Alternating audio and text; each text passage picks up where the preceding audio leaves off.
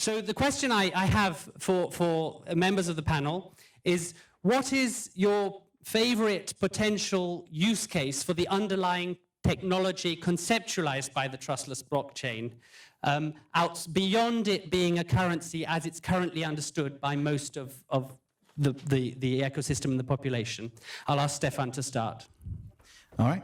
Can you guys hear me at the back, yeah? All right. Echo, there's an echo. Yeah. Can we? It's not. It's the speakers being behind. It's the speakers being behind them, and we can't move the speakers. I'm scared now. Okay, so I'll answer anyway. Yeah. I think for me it's about the delivering on the initial promise of the internet. If you remember the internet back in 1993, the idea was really about decentralization in a sense. Anybody can produce content, videos, movies, etc., and put it on the internet for anybody to browse. And now you look at the internet today, what do you have? You have sites that have this fluffy language like micro-entrepreneurship, and all they are is paying some guy $5 an hour to run some errand in New York, who works for $5 an hour. These guys don't have benefits, they're paid nothing, and the site that organizes all this centralized authority, so to speak, takes 30% for good measure. So with blockchain technologies and things like Ethereum, what you are now able to envisage is a situation by which you go buy a hot dog in New York, and if you like the guy who manages the stall, you can also buy a share in his hot dog stand. Same thing in the Philippines or in Zimbabwe for true micro-entrepreneurs. And so there's nothing wrong with this concept of getting paid to run errands, but with blockchain technology, now the guys doing the work can actually own the company that organizes stuff, a bit like a co-op, so to speak. For me, that would be the most interesting thing. Yeah, supporting micro-entrepreneurship. Empowering people truly. People. Yeah. Okay, thank you. Maybe I'll mix it up and pass it over to Simon here. Yeah, I thought when I was given this question a little bit in advance that if I actually knew the answer to this question, I'm not actually going to say the proper answer because that's the killer idea. But I think definitely it's just building on the fact that you've got this proof of work system within it you can embed data and having that data in a form that cannot be manipulated. So when it comes to maybe intermediary companies and industries that require these intermediaries, then we can actually maybe remove some of that by having data publicly available and validated. Okay, so the timestamp basically provides the trust that is lacking in our current system. Christian, do you want to help us with that?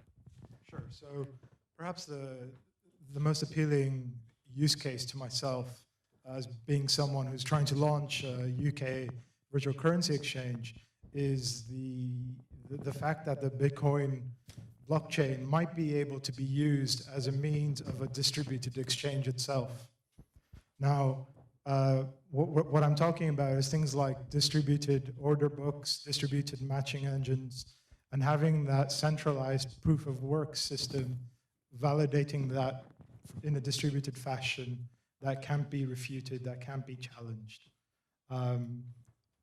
As trying to go through all the regulatory changes in the UK is something that's quite challenging, and that's stopping lots of Bitcoin businesses such as ours from launching. So taking some of that out of the equation and relying on something like the blockchain itself would allow that innovation to grow. Okay, thanks. I mean, I think that's something we're all struggling with, is that one of the most difficult things is to overcome the existing juridical constraints and the physical constraints and the expectations that are baked into the system rather than the limits of your own ideas. And so the blockchain offers the possibility to do that. I'll ask Brett to talk about his future use case. Thank you. This echo kind of reminds me of playing in bands. I used to play in lots of bands. You either don't hear yourself or you have this weird echo. So I hope you can understand. But your bands, they didn't have this fetching grass stage. So the one thing I don't really think the blockchain offers us a way to escape the physical reality of the world. I'm old-fashioned, perhaps. I believe that we are all locked into physical economies. So the notion of designing some kind of thing which floats in the internet away from political systems is slightly ridiculous to me. What I really see the potential being is actually for its use within voting systems. In terms of something like what could actually impact people in the world, like your average person who doesn't own assets. The thing which has the most impact is a way to get around corrupt voting systems. Okay. That makes sense. Thank you for that. So, Pinar, do you want to comment on that? Well, I have a bit of, I have a few overarching ideas, which is coming from financial services and probably kind of going across everything that you heard. And so I'm not going to give you an exact use case about like what specifically one can do, but the blockchain is a ledger. It cannot be tampered with, and we are in a world where people are actually looking to have more transparency in the system, be it in financial services or everything else that all the systems that they interact with. So it actually brings a lot of transparency, and then that combined with possibility of providing services or distribution to everybody in the world, I think opens lots of opportunities. So it's really transparency, like all the applications that leverages transparency and the distribution aspect of Bitcoin, like the blockchain, I'm quite interested in. Okay, thank you. So, in terms of transparency, a lot of what we're doing is different protocols are offering different solutions to achieving this, and they all have the same idea of the blockchain, but we have different ones using on top of the blockchain, like Counterparty or Mastercoin, and Ethereum, which is effectively creating its own protocol and Turing-complete programming language, which is a sort of evolution of Bitcoin. And we have Ripple, which is also proposing a sort of smart contracts with its also its blockchain concept of the last closed ledger.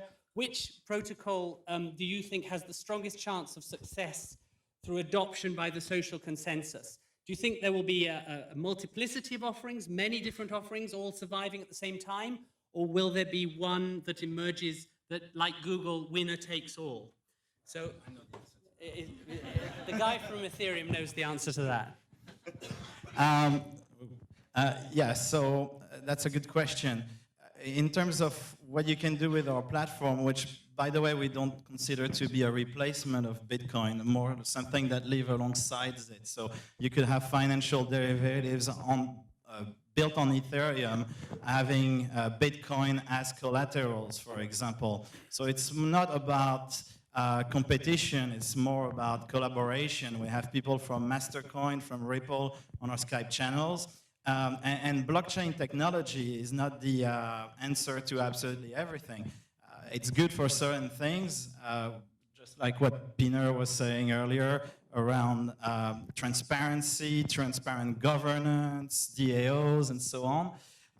But for example, for storage, it's utterly rubbish, really, since you can't put binary data on the Bitcoin blockchain without spending an awful lot of money. And same thing on our blockchain. So you want to look at solutions like BitCloud, MadeSafe, TOLFS, that type of solution working hand in hand with blockchain technology, Open LibreNet for wireless mesh networking, or even Eurobit, if you guys are familiar with this, for decentralized computing. So it's about the right tool for the job, and we already can imagine Ripple gateways talking to Ethereum and vice versa, for example. But I mean, a lot of the functionality does appear to be somewhat similar. So why create Mastercoin if we're going to have Ethereum?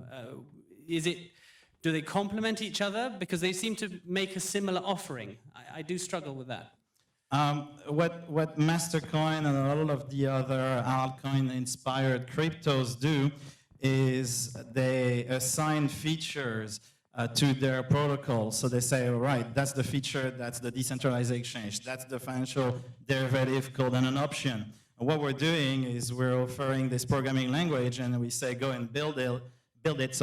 And that could include financial derivatives, options, forwards, etc., as well as smart contracts, smart property, distributed governance, that kind of stuff. Okay, so essentially Ethereum is not the same in the same category, it's a completely different world. Yeah, I would say it's quite different in that sense. Okay. Yeah. It's more like a glue between platforms, as well between. as a programming language and distribution mechanism. Okay, so the oil to Bitcoin's gold, as That's Gavin right, yeah. said. Okay. Pinar, do you want to comment on All right, so different ecosystems? So there are 2 points really. So right now you have a set of tools. You have Ethereum, you have Ripple, you have a Mastercoin, you have a number of platforms that are looking to do innovation on the on what's called, let's say, common name, blockchain, on the technology. So there are lots of use cases, but at the end of the day, I think the whole question will come back to normal business question. What problem you're trying to solve? So there will be like people coming up with use cases that actually, is doing one thing, and Ethereum is really good for that specific thing. I think that's actually what you were also talking about, Stephan. So Ethereum will be the one that people will be using for that use case. Maybe there's a network that they are actually more successful in building around Ethereum, but for that specific use case. And then there is, Ripple and everything else. I think if we believe that this is an innovation in how people are actually coming up with new technology, innovation in open source technology, then in that case, it will be a whole landscape of lots of them, depending on what people are trying to achieve. So I don't think it will be one thing overtaking the entire world. It just doesn't make sense, even from a kind of innovative point of view. Okay, Chris, what are your views on this? Are you implementing these things into your own platform? Personally, we're not implementing these things in our own battle. But something that strikes me regarding the blockchain is that it's very Bitcoiny. And what we need is something generic that applies as a public ledger on top of which you can build any type of derivative. You pair that with some sort of scripting language that would basically mold what you're trying to model, and you combine that with the blockchain, and you have a very powerful system. I think Ethereum does some of that, but I think we need something at a higher level of abstraction that would allow us to model more things than smart contracts and financial stuff. Model everything in modern day life. Simon, go ahead. I suppose I'll echo what a lot of what is being said, in that I don't think there'll be one protocol that dominates. I think a really good expression that was used a minute ago was around what is the requirement, what is the application, and then we'll have multiple of these, depending on what the requirement in the application is. But I think actually one of the barriers to entry with having a lot of these around is actually the education. Because if you think how hard and how much effort we're spending on just teaching people about what is Bitcoin, how does it work, where do they come from, all the traditional questions, and then you apply that to everything else that's sitting alongside it. I think that's one of the barriers to entry to get to that model. But at the same time, I think you'll have multiple. That makes sense. Do you think that the technology is far beyond people's willingness to adopt it? The technology is far, far ahead of anyone's willingness to take it on and adopt it.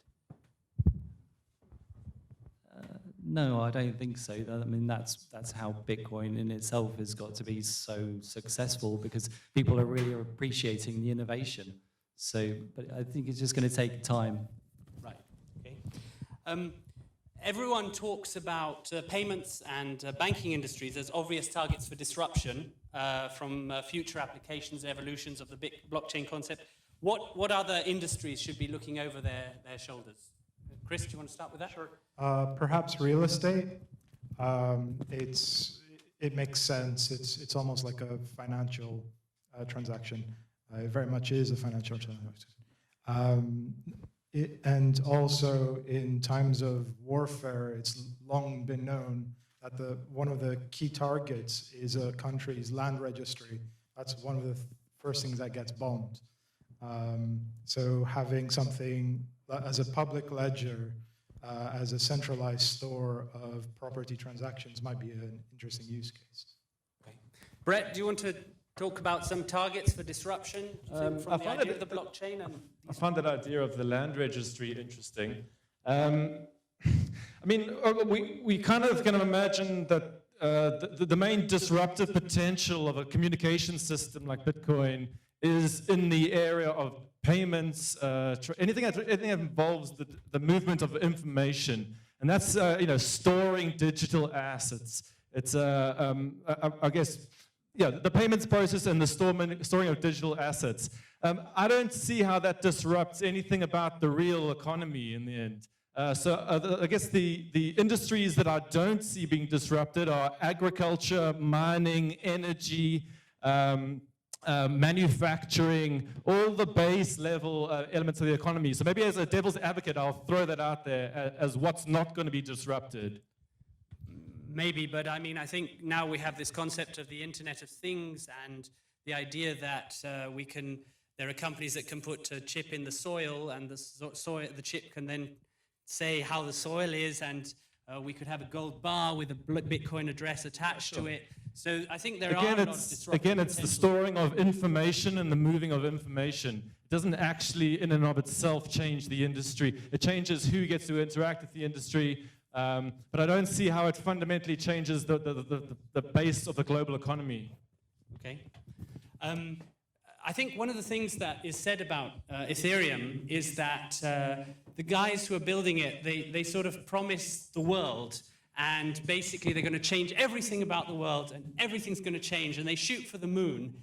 And how really realistic is it, do you think, to A, promise so much, and B, do you really think that we're going to be able to challenge existing regulatory and legal structures by using Ethereum and other protocols?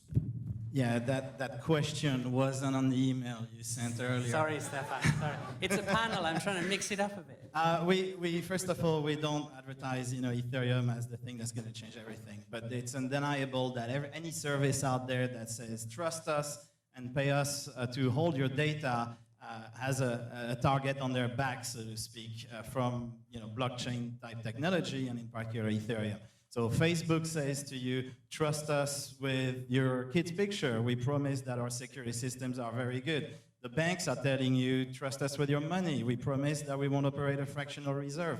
Same thing for the exchanges. Look at what happened to MTGOX or Dropbox, charging 100 times what they should be charging for hosting your files. And again, saying, we promise we won't let the NSA look at these things. With Bitcoin, what makes Bitcoin formidable, really, is for the first time, you can say, I control my Bitcoins. I am in charge of it. I don't need a bank to use and transact with Bitcoin. And what Ethereum's trying to do is apply the same principle to absolutely everything that can be mathematically represented. And I think you made a very good point earlier, which is, well, does it apply to absolutely everything, like agriculture, for example? Well, indirectly, maybe, but not today. So the typical example of smart property is put a chip in a car and stops the car from starting unless you own the private key for the car, so smart property. Well, you could always take the car and put it on a truck. What now?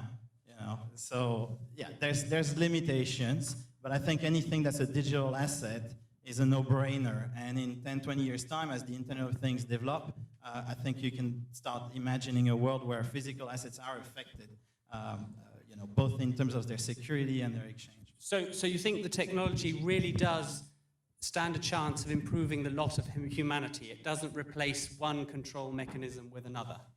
No, absolutely. I think that's why I'm interested in this project. It's the societal change aspect. You don't need to ask permission to own Bitcoin. You won't need to ask permission to start your own business or invest in something for a small sum of money rather than having to be, say, an accredited investor, which requires millions. Okay. Pinar, what do you think on the societal implications of things like Ethereum, the trustless blockchain? Okay, I think it's in general. Okay, so I think with all these things that we talked about, like the land registry and the agriculture, people are talking about 3D printing, which is impacting manufacturing, Internet of Things.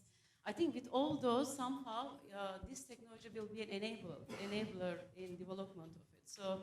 I completely agree. I think it's just going to be part of it. And it's specifically, for example, about financial services. I know capital markets, in terms of financial services, and I do believe that there is a need for more transparency in this market, and that also will lead to a distribution of services to more people in the world. So that's more about financial inclusion and making sure that more people actually get the services. They will know what they are getting actually for it, and they will be much more educated about investing and borrowing money on, all that.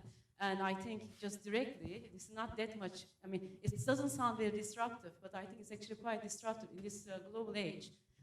This whole, like the financial services, from capital markets point of view, for example, away from payment services, is going to change. And it will move to Bitcoin-like or kind of cryptocurrency type protocol of some sort. And that will be the enabler of it. Okay. I think that is one of the promises of the technology, that it enables individuals to retake control of their own affairs and to get away from the top-down hierarchical approach that sort of seems to persist. But then again, there are very strong forces against this. So a lot of people say, oh, well, cryptocurrency is great because they give anonymity. But many businesses sort of want the polar opposite. Many businesses want to know exactly who's using their services and why, and they want to know all the data about them. So, you have then this tension between the individual freedom, the re-enabling of individual freedom, and the hierarchy that wants to know everything that people are doing. So, for example, shouldn't individuals be compensated, in Bitcoin if they have to sacrifice personal information to companies? What do you think, Sam? Chris, sorry. So, one thing that is mandated once you start moving away from the Bitcoin world and going into the financial world is to perform AML, KYC checks on all your customers buying Bitcoins. As an exchange, that's something that regulators want us to do. Now, once you start pairing a real person's identity with a unique wallet address, you can then trace what that person does in the blockchain. Doesn't mean we'll do it. Doesn't mean anybody does that. But I think that when people say that Bitcoin is anonymous, it really isn't, because there are gatekeepers in the process, and those gatekeepers perform AML KYC check and give you a unique address. Yes, you can do coin join. Yes, you can put it through some sort of distributed system that mixes that all up. But ultimately, there is that traceability in there, and it's inbuilt in this system, this public ledger. And if you guys go on GitHub and you search for Bitcoin Visualizer, you'll find a tool that's been developed by somebody in his bedroom that basically gives you a nice graphical depiction of who pays what to who, where that money goes, and you can then use that to analyze those flows. So I think what we will see is people exploiting that, and unless we as an industry change that somehow, I'm not saying not do AML KYC, we have to do that, but I'm saying I personally don't like my spending habits being examined or data mined. And that's, I think, that's something that currently is possible in the Bitcoin world through these gatekeeping processes. Okay. Simon, can you tell us how you've thought about some of these issues? And yeah, apologies for the slightly cynical and blunt answer here, but I've been building a Bitcoin business for about 9 months, and I'm tired. Okay. Tired of Bitcoin, or the customers, or your staff? Tired Tired of everything. Tired of all all the hoops that you have to jump through, all the roadblocks in the way. And what I'm trying to get at is that even if you want this thing to be completely anonymous, your local the jurisdiction in which you operate has control over you. And as much as you want to think that that doesn't happen or that won't be possible, you know, to your point, you're obligated to give certain information if you wish to exist in that local jurisdiction. And I'm sorry for the blunt answer, but as I said, I've been through it. I've done tens and a lot of banking applications. I'm looking at all sorts just to set basics of businesses up in a Bitcoin world, from, you know, insurance and auditing, and it is just so difficult. So sorry, I'm slightly cynical, but I can't see how, until we get past all of that, some of that, it's not going to be passed on to the people who use it. We like blunt answers. Yeah, good for a blunt answer. So at this stage, sorry, Pinar, do you want to add? You want to add? Talking about cynical, I don't believe that there is such thing as anonymity in this world. I mean, I really don't. It's just everybody knows everything about what you are doing, when they want to do, why they want to, and they use your information, and that's all there is to it, and people, just how it is. I think the thing that, to do around that is figuring out, you know, kind of rules and, again, regulations about how you can get that information and know exactly what people are asking, and how you know, people, like, actually what that information is, and just, it's more on the, around the rules rather than, you know, just a way to really protect your information one way or the other. I also believe if people are, for example, using my information, like next time, for example, a company like WhatsApp, selling, you know, being sold, I should get a share of that. I should get a piece of that, like whatever they are getting, because, and I think the world will go to that point, because all these kind of internet companies, the social media companies, they just will be, you know, because of competition, they will actually start paying their customers to be a part of that network as their the network becomes more valuable, and you get a piece of that action yourself, and if you want to, and you need to know what they are doing with the data. Absolutely, the promise of Bitcoin. So now we're going to open it up to the audience. Does anyone have a comment, question to the panel? Right at the back, Alex. Great.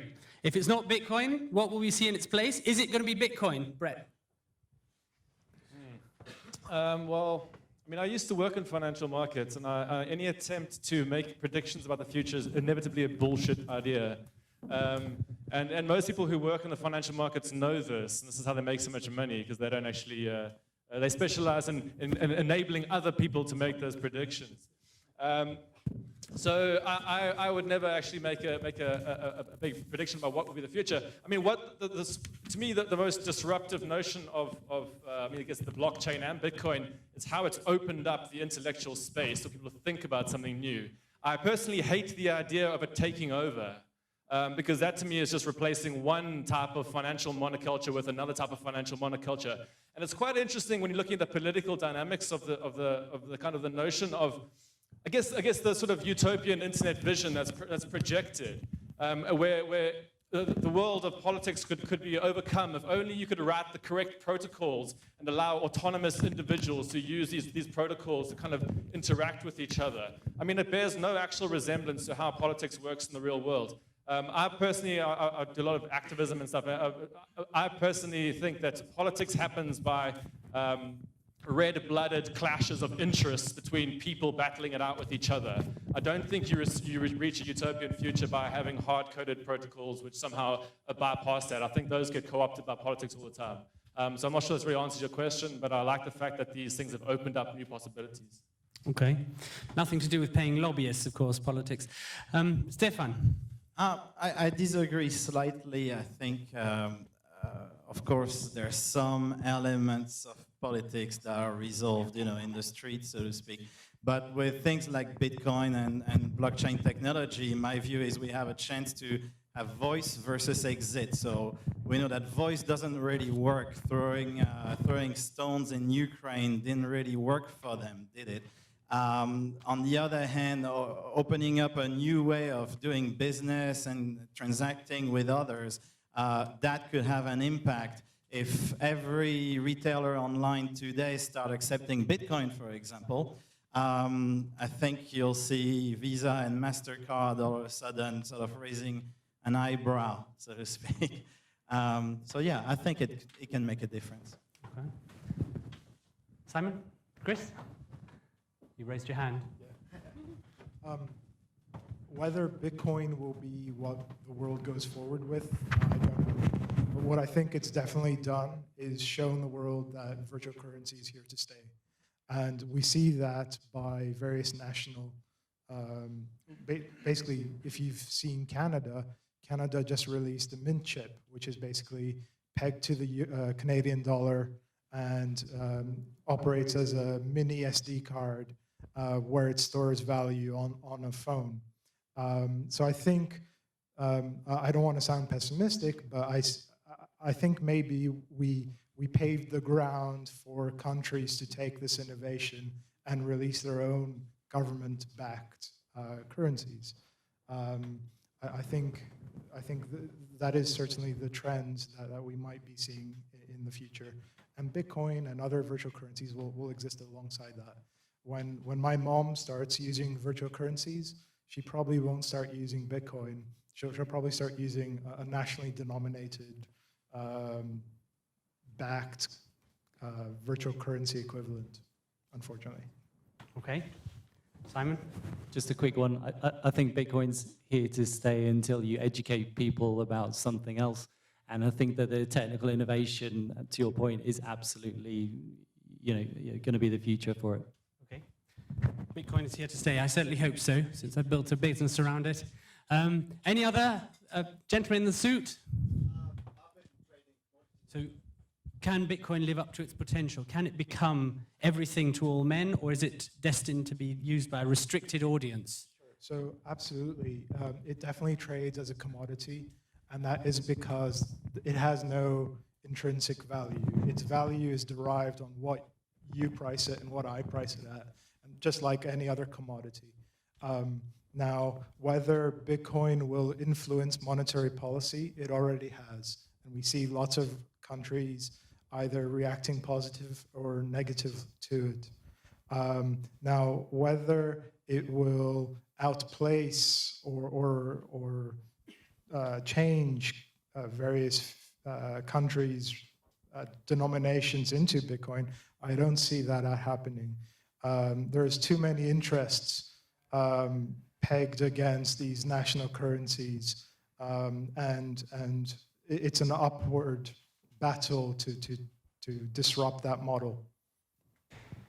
Thank you. I mean, I think the point to make is that national currencies have the benefit of being legal tender, and so they're enforced at the point of a gun, and so they have a slight advantage over Bitcoin, which is obviously freely chosen and free market, and no one is forced to use it.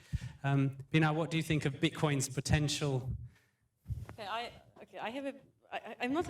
just think about Bitcoin as some kind of a token, frankly. So I don't really want to get into currency versus commodity area. Even though I'm coming from financial services, I try to stay away from the trading side of it. So the only point that I want to make is it's actually innovation in how you support open source development, really.